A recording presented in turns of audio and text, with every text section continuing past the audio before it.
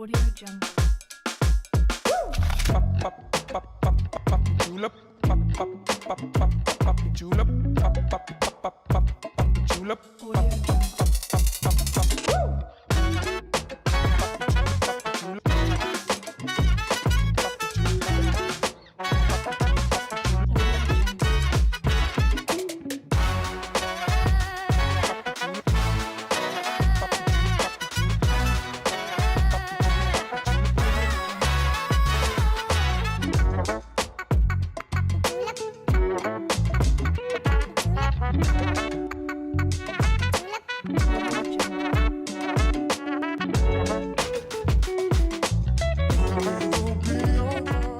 Good afternoon, everyone. Thank you all for coming. So good to see you. So I have a super important person to introduce on stage right now. You've seen his work, Met Gala, magazines, Celine Dion. Anyone know Zendaya? Zendaya, anyone? Yeah. He's literally one of the most powerful celebrity stylists in Hollywood right now, and he's right here. So welcome, Mr. Law Roach.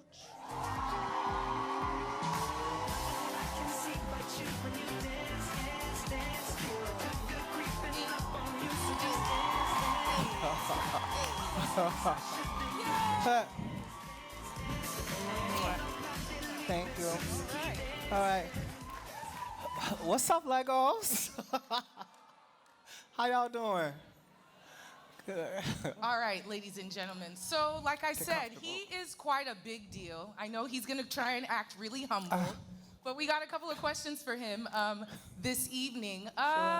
So, Law, let's talk about how you got from Chicago to Hollywood, because he's from the south side of Chicago. I am from the south side of Chicago. You started off selling vintage out of the trunk of your car? I did.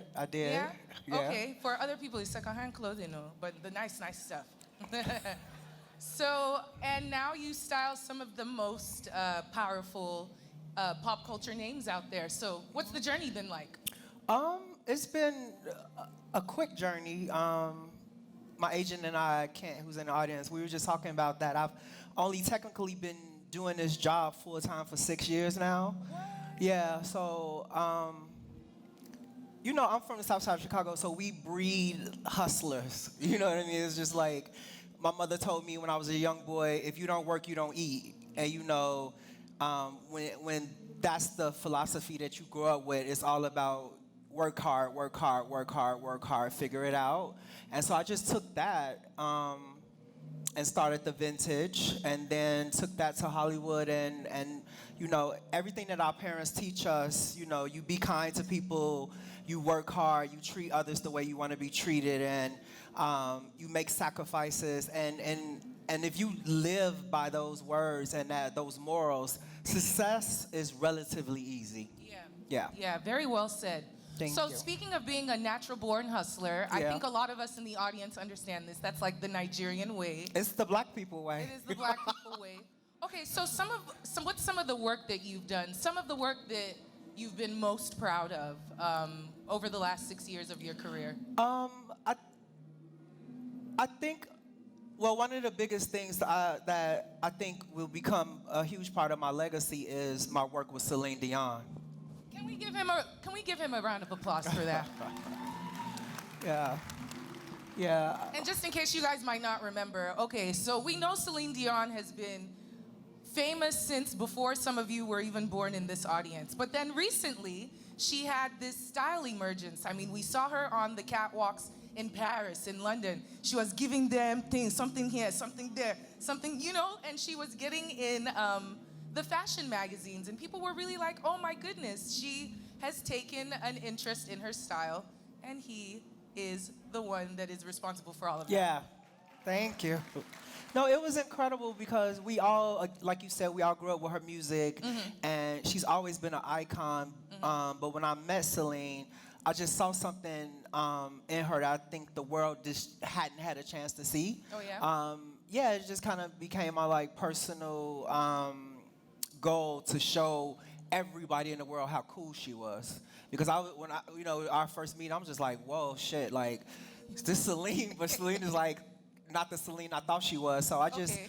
I again made it my mission to kind of show the world just like the Celine that I had met. And that is such a good way to put it, to show how cool she is. Because all the celebrities you work with have some kind of innate cool Yeah. in them, and it Yeah. seems to translate in their clothing Yeah. a lot easier than in others. Okay, so still talking about style moments.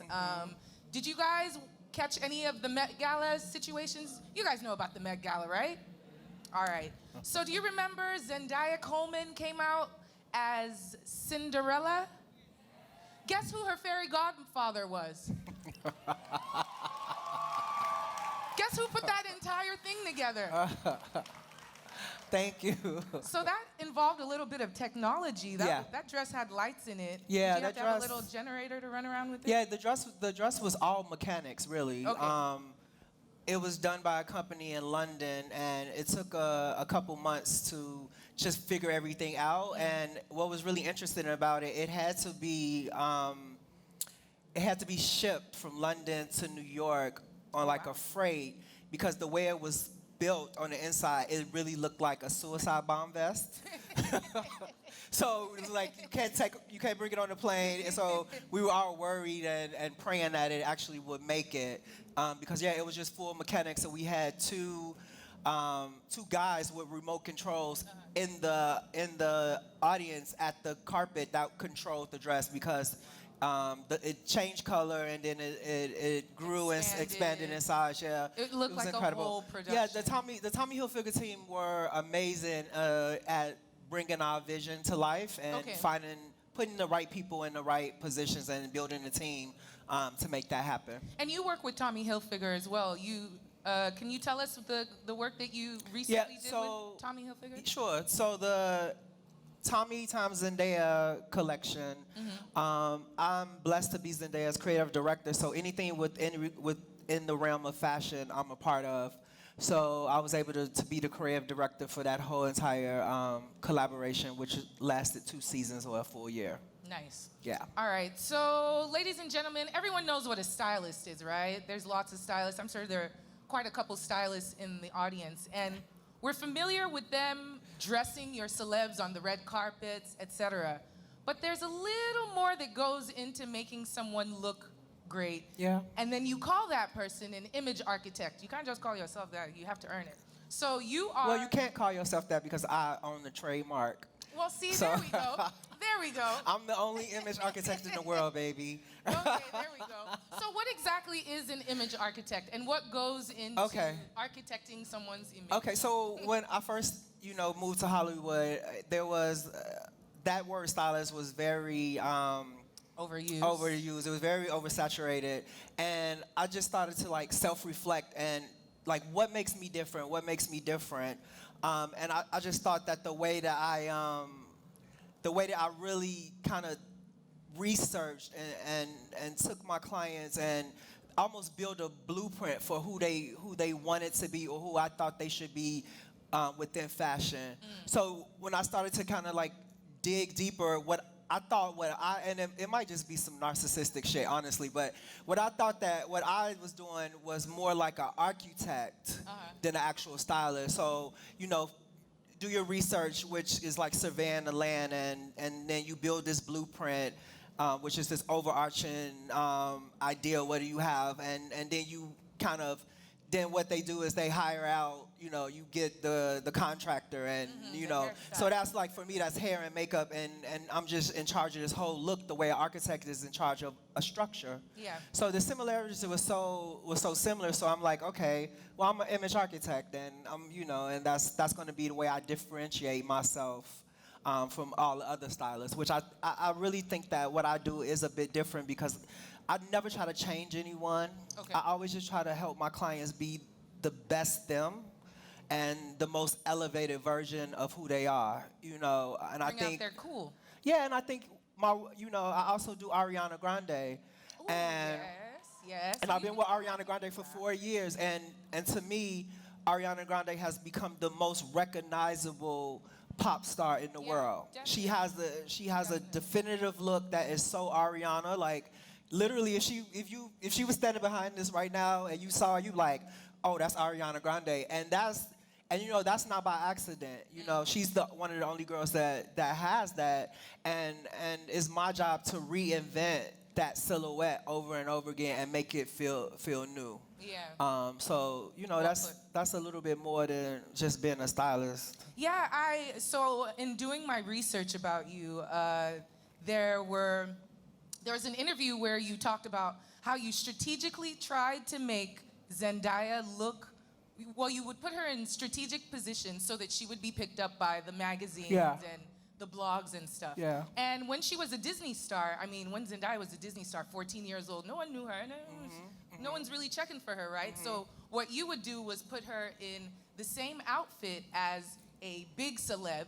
And then when the magazines came around, they would do the whole who wore it better. You guys know the who wore it better. So they put her photo and the celeb's photo, and then that just like elevated her levels because it would give her more exposure. Yeah, when I came into this industry, it was very tactic. different. The designers wasn't really dressing black girls like that. Really? Yeah, it was different from what it is now. I think. So what I figured out, because I never had the chance to intern or to assist anyone, so for me I had to learn the industry quickly and on my own. And so when I figured out it was about press, I was like, well, how can I get her more press? How can I get her to be more visible to people? How can I get my work to be more visible? And that was just something I thought of. I would go into the showrooms and they'd be like, oh, well, Nicki Minaj wore this dress already, or this person wore it.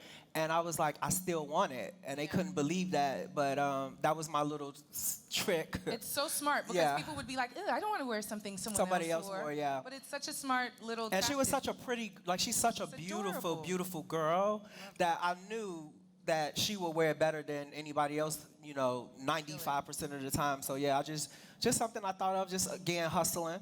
I love that. So. Love that, the hustler's mentality. All right, so let's talk about color within the fashion industry, or the lack thereof. Yeah. It seems like there's been a lot of discussion about it within the last couple of years. Some people are saying it's getting better. Some people are saying it's not. What has been your experience in coming up in the fashion industry? And also, you mentioned that you didn't intern. Yeah. Which is pretty much the fastest way for you to get into the industry. It's the best way too, I think. So how did you manage to get here without doing the things that people usually do?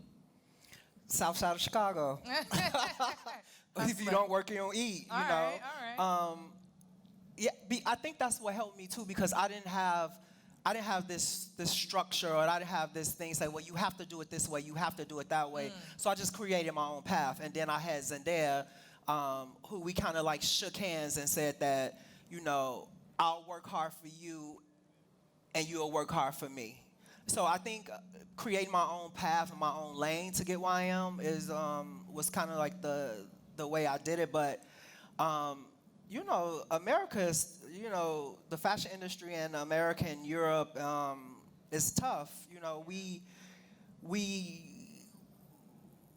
We're not designed to win in that. That industry is not made for us to win, So I think what's incredible now is that there's so many people who look like me, who have a bit of a platform and a voice, and the Laquan Smiths, and and the Kirby's, and you have all these people who are like unequivocally black and proud to be black, and just not playing the bullshit anymore. We call out, in our industry, if it's not right, we say something. So I think the industry is changing because they're being forced to. People just not, we just ain't playing that shit no more. You know what I mean? It's like, that's wrong. And time's up. And so for me, my platform has been opportunity. And the industry will change more if people like us put people in opportunities and give them opportunities to affect the change. Yeah. So I was really proud because I was able to convince Tommy Hilfiger, this great American company, to do a show in Paris with all black girls. Yeah. Something that has never been done before in the history. Yeah, and not even just all black girls, but all black women of different sizes. We took 10 plus size black models to Paris to walk at Paris Fashion Week. All right. You know, we had women of all ages. It was just incredible. And so those little things. And then at the end of the day, I got a whole bunch of black people jobs. You know, like it was a whole bunch of checks written. So, you know, those things, those small victories are really important. So that. Okay, we'll talk about opportunity really quick, but Sure. I still want to talk about blackness within the pop culture space, within the fashion space, within Hollywood in general. As Africans, we know that there's been this huge discussion about your natural hair versus getting a weave or wearing a wig. You know, ladies, we all know that this discussion has been going on for a while. And we're fine with wearing our natural hair, you know, even though, but Yeah. it seems like in the US on the red carpets, black women it was kind of frowned on to Yeah. have your kinky hair out. Yeah. But things started changing. I think one of the first times I noticed that was Zendaya with the The faux dreadlocks, yeah. That got what's her face fired because Yeah. she had some rude stuff to say about it. But it's changing. You're seeing Lupita. She has a full-on Grace Jones situation. You get all sorts of color textures and on the runway. So what do you think kind of galvanized that? And where do you think it can go from there? Well, it's so funny, not for us to take credit for that, but that situation was Zendaya because Zendaya, I had dreadlocks at the time. Zendaya's father had dreadlocks, so she was invited to the Oscars. Yes.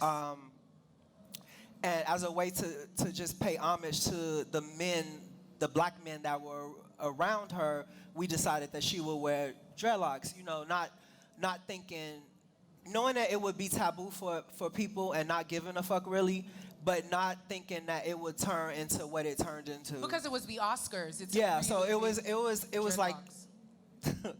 It was a thing. it was a thing. Yeah, the if you- Oscars are the most white Hollywood thing in the existence of Hollywood. So Yeah. at that, this was 4 years ago, Yeah. and that comment was made.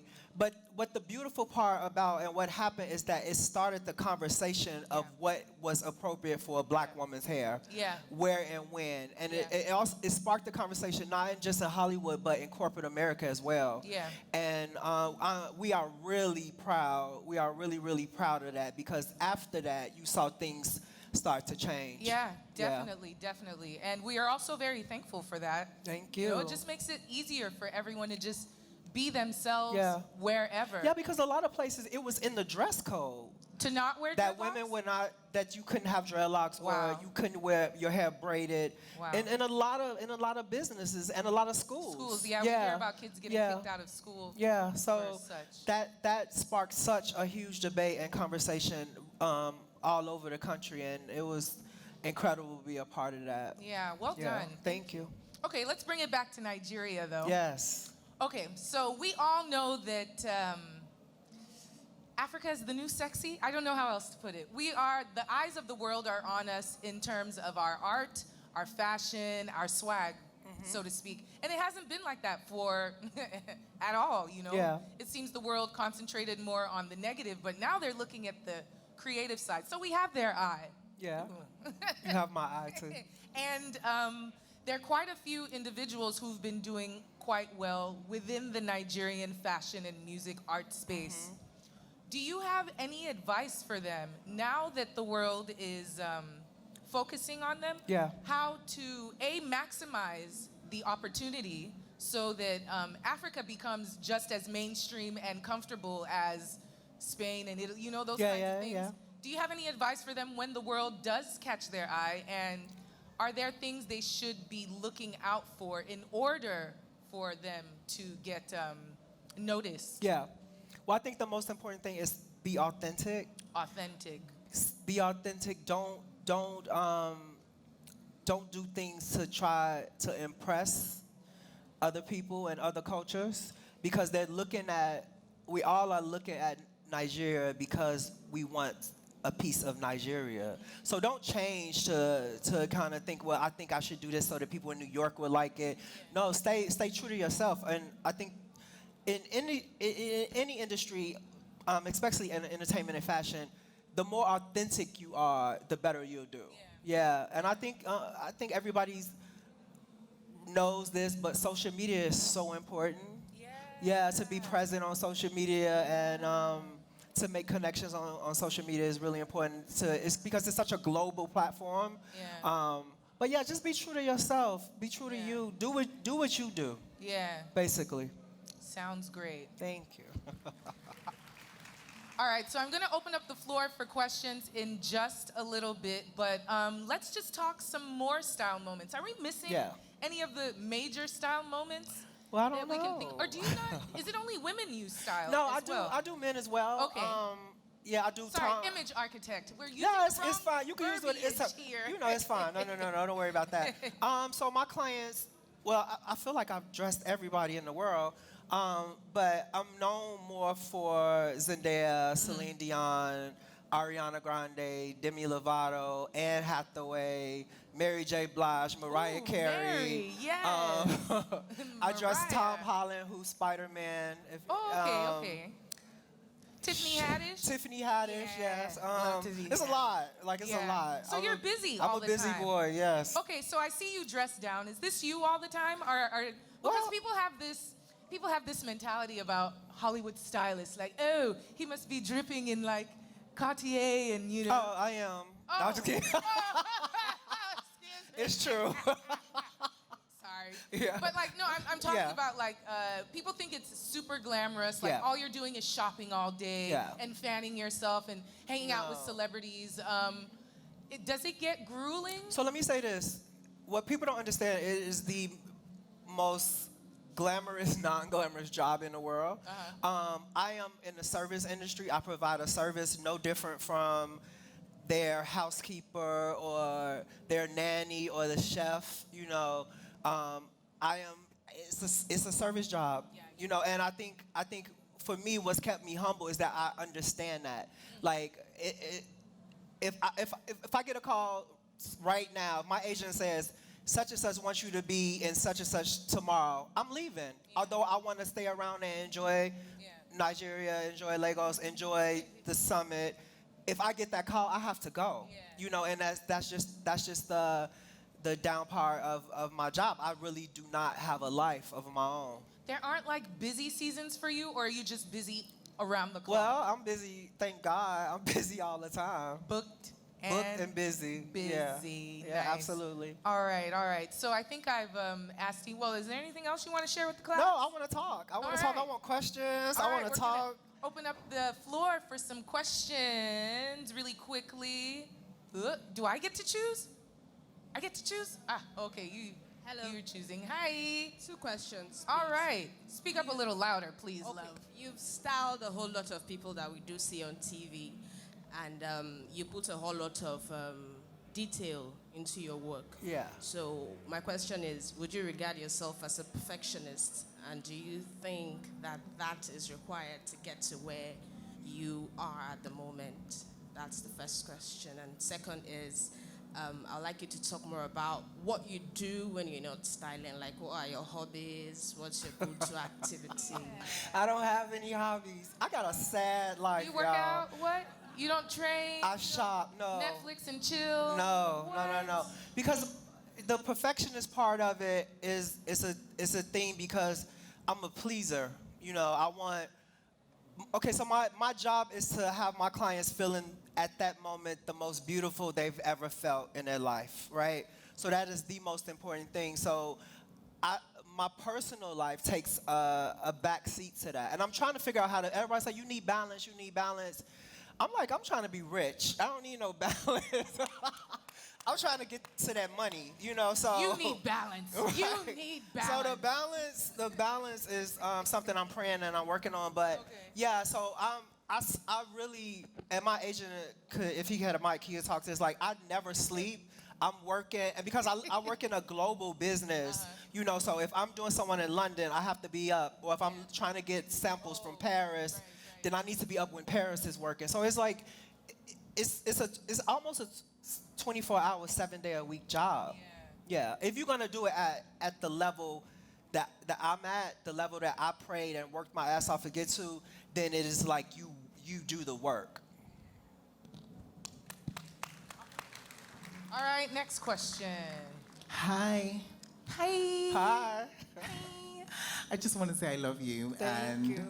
My question is, how important is personal style, and does it change it? Like, does it change? Yeah, that's my question. My personal style, is it my style or? Your style and those of the artist. Yeah.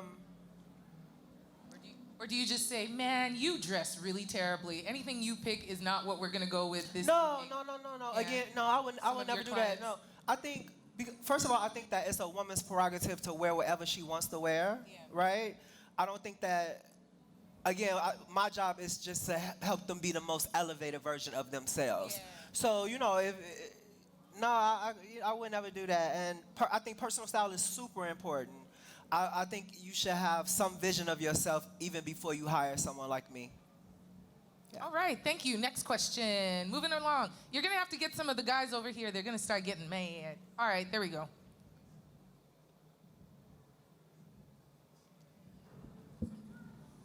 Oh, go ahead. Thank you. I like the name, the image architect. Thank you. And I like to know, like, in your own profession, you see in general, just like an architect sees the building Yeah. from all over the angle, yes? So what's your advice for a lot of people who's doing in fashion or anywhere else to see the general image? What was the last part of it? What is your advice for every one of us to see in general, like an architect, what we are doing, you know? Okay. I think I understand that. So what I said earlier about being authentic, and this is another thing. When I first got into the industry, and I was doing a certain type of client, right? And I let people make me feel like what I was doing wasn't good enough. And it's one of the things that I regret. How was it? You were reading reviews or No, so what happened was, so let's just be 100% honest, right? So when I got into the industry, I was doing majority black girls, right? I was doing all these incredible women that I looked up to. I was doing Monica and Brandy and Tamar Braxton and Lala Anthony and all these incredible black women. And I went to this agency, not the one that I'm at now, and they looked at my body of work and basically they turned their nose up. Well, I see what you mean. They turned their nose up to me Yeah. and didn't think, although I was making money, they didn't care about that. They were more in it. They were certain more, caliber. the optics of the business. And so I came home and I said, I can't do any more black girls, because I felt like I wanted this certain type of career, and it hurts me still to this day that I let these people, this white woman, make me feel like I wasn't enough because I was dressing my own. And that's one of the things in my career that I really regret. So basically what I'm saying is, whoever wants to be a stylist here, find out what your niche is and be proud of that and do it. It's a lot of money to be made. You don't have to dress a certain person to be successful in this industry. There's a lot of ways to be successful, and there's a lot of ways to live in abundance without dressing who somebody else is going to tell you is the best person to dress. Well said. Thank you. Well said. Well, I'm glad that you got that confidence, and I think I think a lot of people can take from that, just not being regretful of what you did in the past. All right, lady in the Good purple. afternoon. Good afternoon. Thank Hi. you very much. Hi. Hello, I'm Yudi. Thank you Hi, so much. Yudi. Thank you. Hi. Okay, just a straightforward question. What advice would you give for a young designer in the back road somewhere? Nobody has heard of them, but they're just making clothes for a few unknown people who has an aspiration to eventually dress celebrities. That's it. Thank you very much. Well, Yeah, do you have any more tricks up your sleeve? We know about the best dressed, who wore what best. What other tricks did you use that we could probably employ? Well, I think around here? if you are a smaller designer, use social media. If you want to dress a certain celebrity, find out who their stylist is, and be determined to make that connection. I get DMs all the time, and I actually check my DMs because I'm always looking for the next great designer. So you have to have a certain level of tenacity and just keep going again, and don't let somebody tell you like, oh, that'll never happen for you, because anything is possible.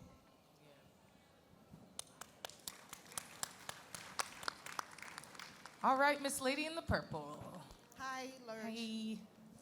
Hi. My question here is, if you act to style a plus size or like like size 20 to make the person look like a celebrity or something like that, what advice will you give to me? Or like if you're trying to style the person yourself, what comes to your mind when you see the person?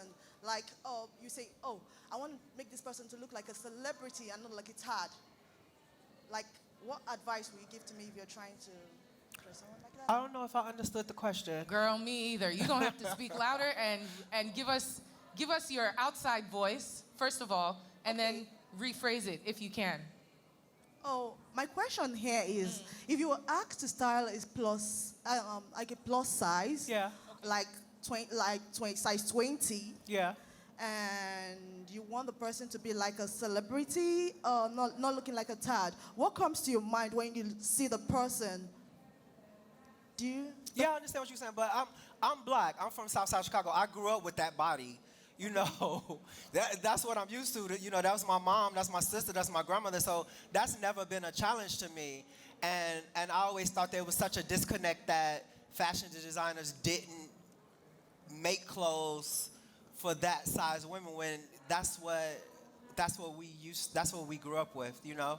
So I never saw that as a challenge. And in my career, I've dressed women of all sizes, from Zendaya, who's a 0, you know, all the way to, you know, Mary J. Blige, who's a more curvier woman. I understand her question. Yeah. Is it, sorry, Lady in the Purple, are you talking about managing clients' expectations? Like a lady that's a size 20 comes Yeah. to you and she says, I need to look like Zendaya. Well, in she Prince knows, that Tommy." woman knows she's a size 20. So that's what he would do. Come on now.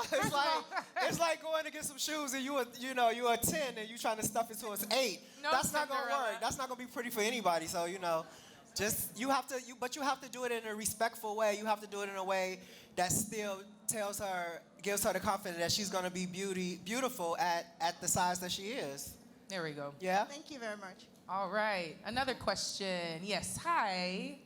I hope this is okay. It's kind of a two-part question. Yes. Will you speak up a little louder? Oh, The no. music is. Oh, okay. The first question is, if no names required, if you've ever had an image architectural disaster story and how you came to rise above it, and if not, how you dealt with it. And the second question is, I think a lot of people think that when you start working with something you love, or you do a job that you love, it's easy all the time, you're motivated all the time. And I can say for a fact that that's not true. How do you deal, if you ever have, with being in a rut and staying motivated? I'm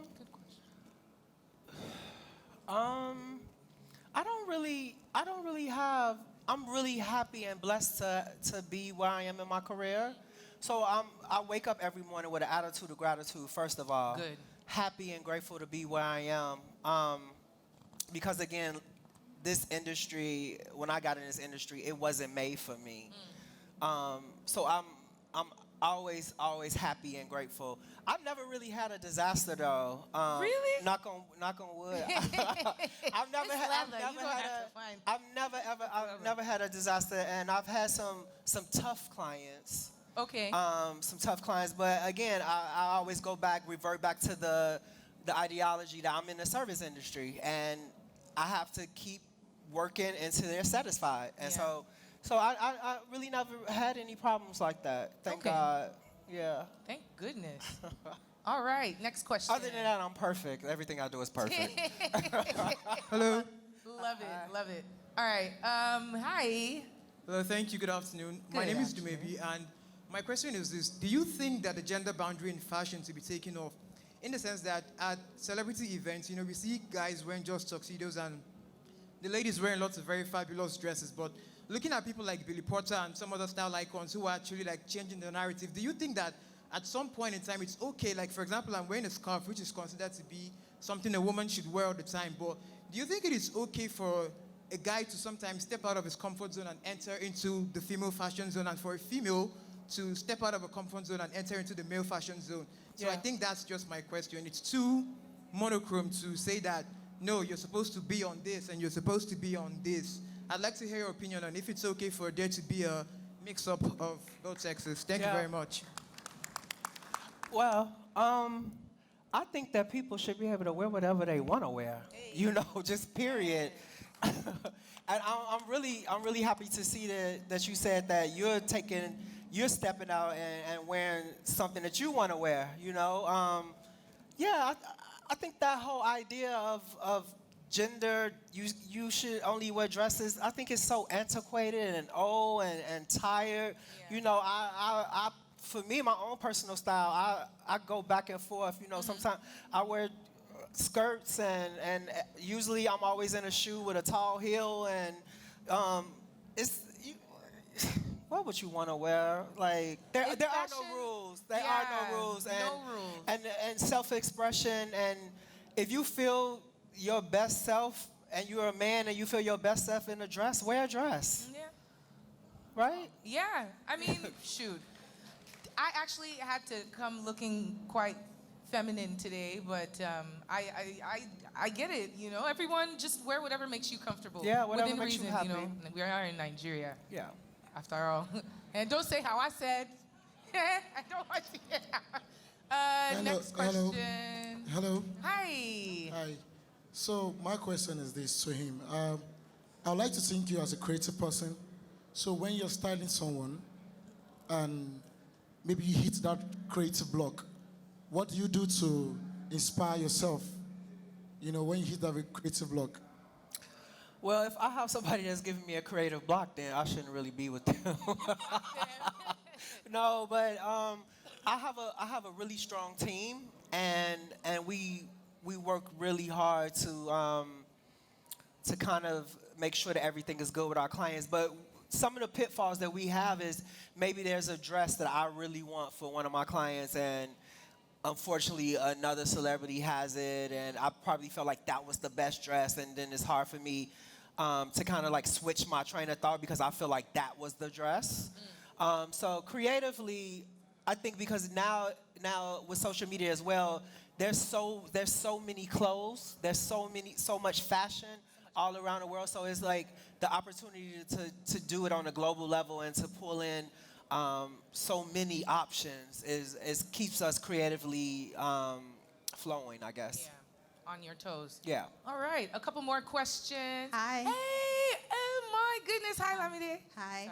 Sorry. Hi, Law. Hi. My question, you just mentioned you have a team, and I was Yeah. going to ask about what's next. Like, you talked about not being an intern, so Yeah. I'm sure that you have interns and you have this team. What are the next steps for you in terms of building a whole army of Law Roaches who are going to go out and be image architects and change the way we're seeing brown girls and change the way we're seeing people in Hollywood? And then another little tiny question too as well was, in terms of personal style, but I'm talking about a person who doesn't have an image architect but wants to build a strong image for their own brand. What are the 2 or 3 tips that you would have for a person who's trying to do that? I'll take the second question first. So I get this question all the time. They're like, as a fashion expert, which I would never call myself a fashion expert, because I think because fashion is a multi-million-dollar business. I'm a style expert, if anything else. Okay. I would never claim to say I'm an expert in the business of fashion. Fair enough. And I get the question all the time is like, what should, what's the trends or what should women be wearing? And I really believe wholeheartedly that you should whatever you want to wear. If you see something and you like it, try it on. If you love it, wear it.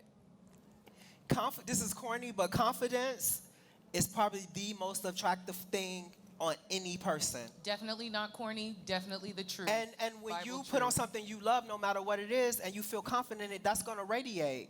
And that's what I try to teach people that I work with and that work around me. And you know, the building more Law Roaches, I'm not trying to build another Law Roach, right? I'm just trying to help you be whoever you are. There's me, and it's only gonna be me. Let's figure out how to make you great, you know, because I'm still trying to reach my full greatness. I'm trying to reach my, you know, my greatest potential. And it's so funny, I'm gonna tell y'all a story real quick, a real random story. I just did a shoot with Kim Kardashian a couple days ago. And after the shoot, Kanye came in and he just wanted to sit down and chat with me.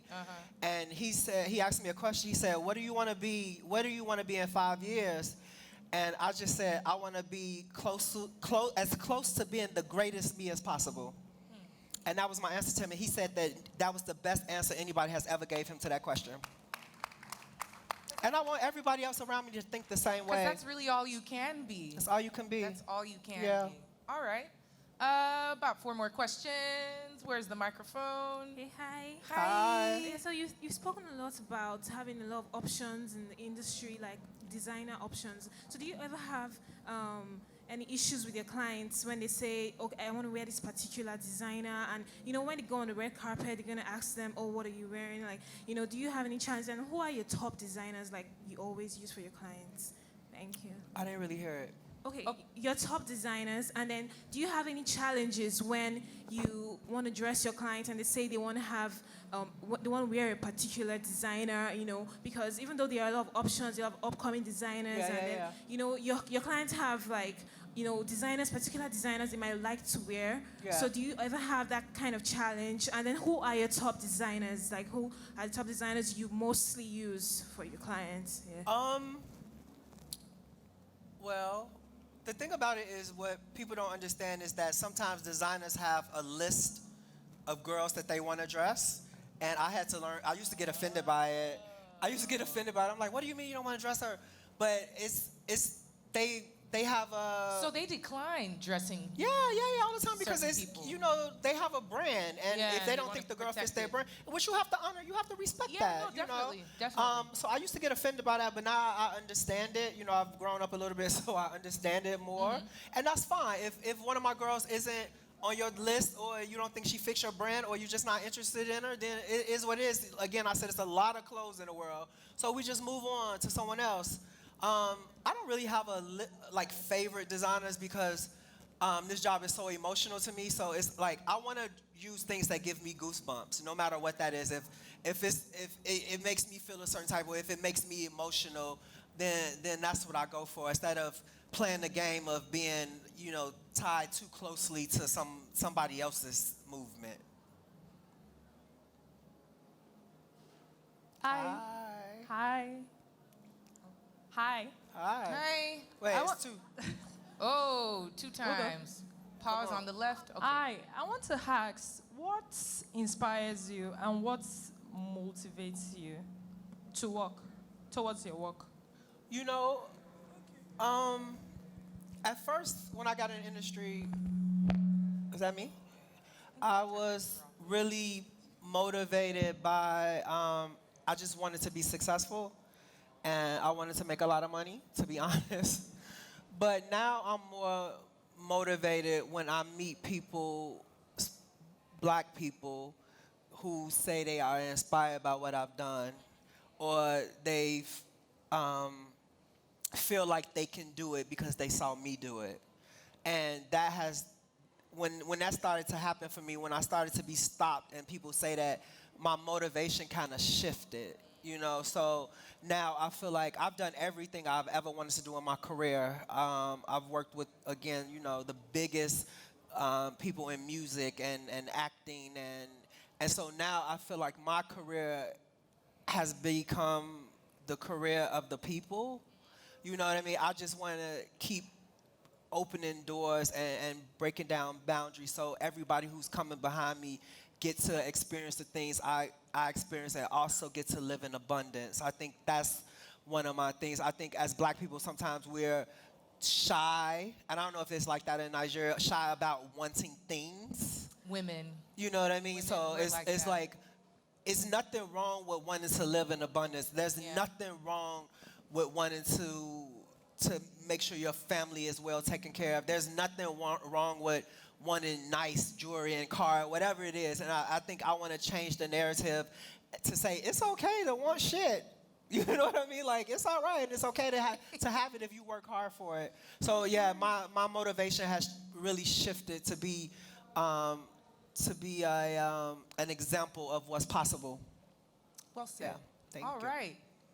I deserve some claps for that. Man, you guys should clap every All right. time he answers a question. Okay, you guys have him in the hot seat. He has jet lag. You're asking a question after question. Okay, here we go. Okay, hi. My question is, you said before you became a stylist. Sorry, you might have to speak up a little so we don't make you said do it before twice. You became a stylist, you used to sell vintage clothes and everything. And I just want to know that before you became a fashion stylist, did you have to go to a styling school, or you read magazines and everything? Because I aspire to be a fashion entrepreneur, and I have issues with, okay, how do I do this? Do I have to read magazines or go to school and stuff like that? Because I really want to have my own fast fashion company one day, by the grace of God. Amen. So, yeah, that's my question. Yeah. Well, I think the best way is to. She's gonna ask the question, then she ain't gonna listen. Okay. She's still there. Yeah, but she okay. The best way is to figure. Girl, I'm trying to answer your question. So the best way to really quickly, the best way to do is to find somebody whose work or whose business you want to mimic, and try to get an internship, and or maybe try to assist them and just learn how they did it, and learn the structure of the business that you want to create. And then he did mention social media. I think you were saying Yeah. you need to be on social media. If you're not reading the magazines or watching the runway shows, social media is a good place to be. It's great, and it's a great place to network, and I check my DMs, and I have conversations with people. Everyone will now DM you. And I'll check them. I'm not going to reply to everybody, but I'm definitely going to check it. Great. All right. Yes. Hello. Hi. Hi. Hi. Hi. Hi. Oh, she's right here. Sorry. Hi. I wanted to ask, for us that don't really know how to navigate social media, because it's really hard. They always tell you use hashtags or this, but practically they don't really work all the time. So if you're trying to build your brand from scratch, what kind of advice do you give us if we're trying to use social media as a platform to market? Talking about the abacus generation. Yeah, I mean, you have to just work at it. You got to work at it, and ask a friend. You also have to YouTube. You have to make it aesthetically pleasing to the people that you're trying to attract. Yeah. Because my eye, I'm only really gonna pay attention and dive into things that are aesthetically pleasing to me. Very true. So you have to know who you're trying to attract, and build your whole thing around that, I think. Yeah. All right.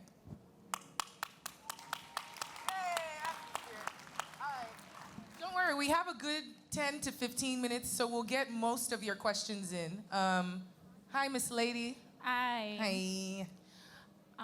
What does it take to be part of your team as a model? Ha. Because did he say he has models on his team? No, unfortunately, I don't have models. Yeah, it's all, You should be asking about the styling. Yeah, I would love to take a couple questions from people who actually want to be stylists. Hi. Yes. Hi. Hi, hello. Hi. Okay, so I'm a fashion stylist. Yay, there we go. There we go. So it's actually kind of difficult here to style celebrities in Nigeria, because I actually have issues with, how do you do it? Celebrities that want you to work with them, but their budget is actually very low. Ooh, and they want to that's wear a big thing here. particular They be designer. trying to get free.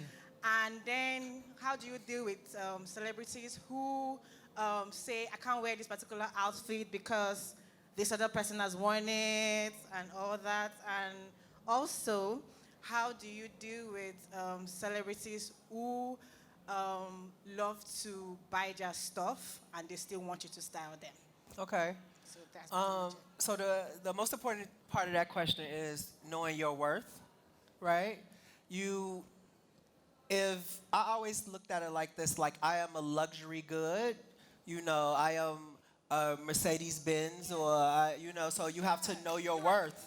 Right, exactly. If you want a Gucci bag, you got to pay for a Gucci bag, So when you know your worth and when you understand your worth and your power and what you give to somebody else, you'll know. You'll know if you know it's the right time to take a job if the budget is kind of low, and you'll know exactly when it's not the right time, because sometimes we sacrifice money for if it's a great opportunity. Don't do that all the time, and make sure it's a great opportunity. I can't hear you. Hi. Sorry, do you add your own money if you actually love this particular celebrity? Do you invest in them also? Well, not. Oh shit. I did do that a lot in the beginning. So we would do things called buy and returns. So we would go and buy a lot of clothes. Go to the department stores, buy a lot of clothes, pray nothing happened to them, and take them back. So that was a way of not investing in them so much, but investing in myself and my own business. And I think the second part of your question, if your client doesn't want to wear something, it's not your job to force them to wear. You have to figure it out. And if they don't want to wear that color, then bring other colors.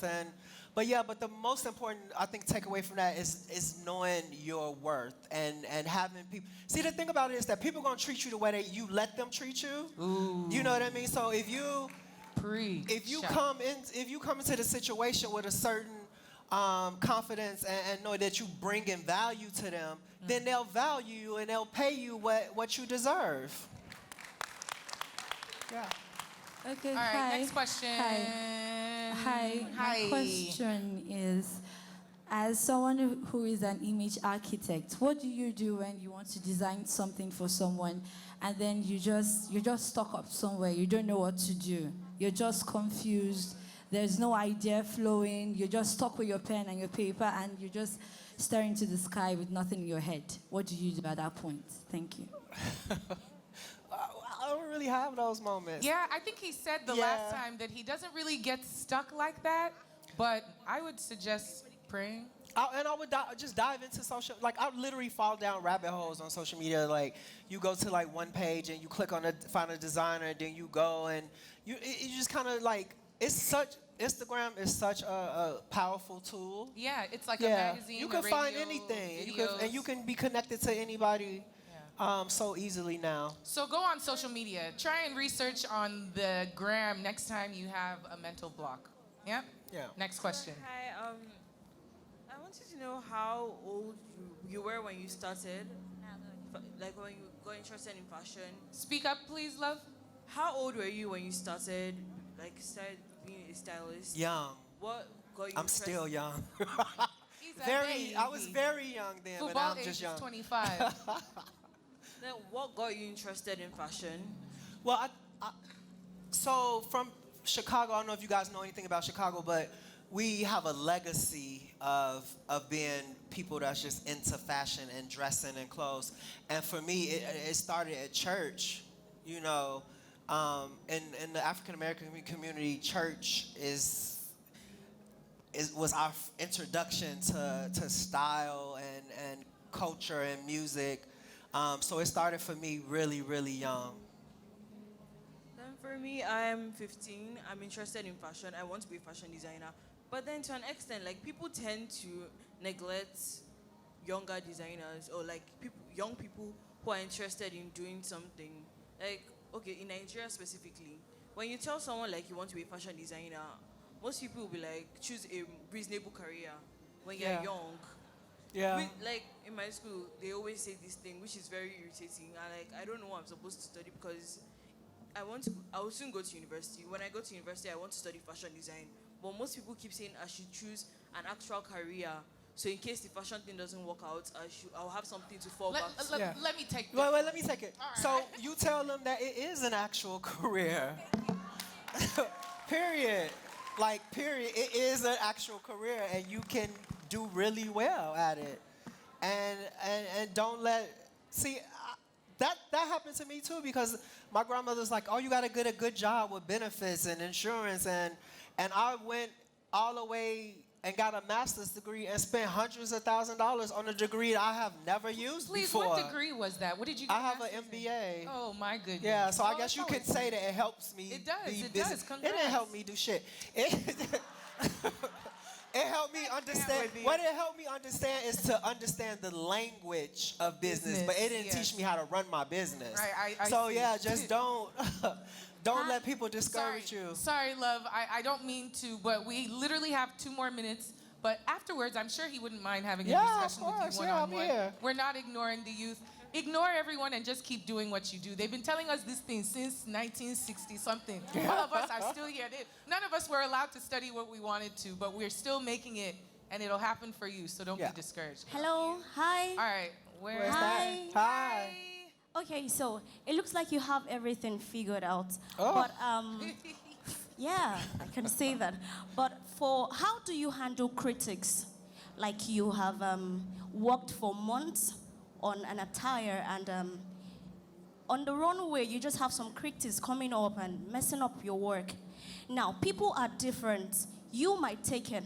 Some other people might not take it. What do you advise? When you say critics, you mean haters. Yep. Haters gonna hate. You know, it's just I actually like being criticized because I don't wanna always feel that I'm right about everything. So when you pay attention to criticism, there may be some truth in it, and so you take it and you help it. You let it help you grow. You don't be affected by it.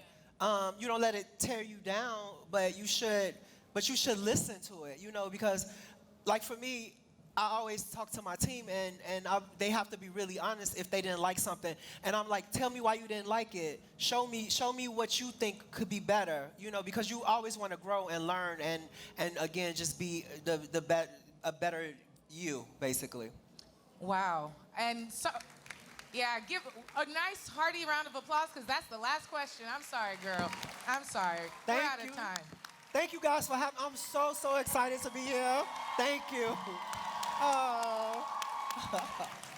And you people, since he said he reads his DMs, send your questions there, please.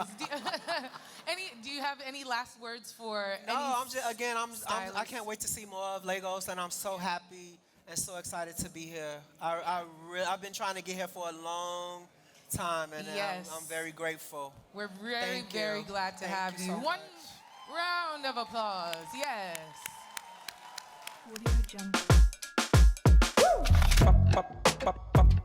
Julep, julep.